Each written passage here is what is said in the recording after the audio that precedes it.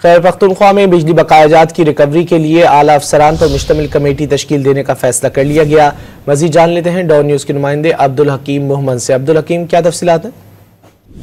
जी बिल्कुल। Chairman PESCO board हिमायतुल्लाह ने आज खैबर पख्तूनख्वा के चीफ सेक्रेटरी नदीम असलम के साथ एक अहम मुलाकात की है और ये मुलाकात में ये फैसला किया गया है कि आला सती कमेटी तश्कील दी जाएगी जो कि बाकायदा तौर पर 24 घंटे रिकवरी मुहिम की मॉनिटरिंग करेगी। रिकवरी मुहिम के लिए पेस्को को 9 तहसीलदार भी फराहम करने का फैसला किया गया है और तहसीलदार लैंड रेवेन्यू एक्ट के तहत रिकवरी मुहिम में पेस्को की माविनत करेंगे। जो ग्रेड्स हैं उनकी सिक्योरिटी के हवाले से भी बातचीत होगी जो कि पेस्को को पुलिस की नफरी फराहम करने का भी फैसला किया जा चुका है।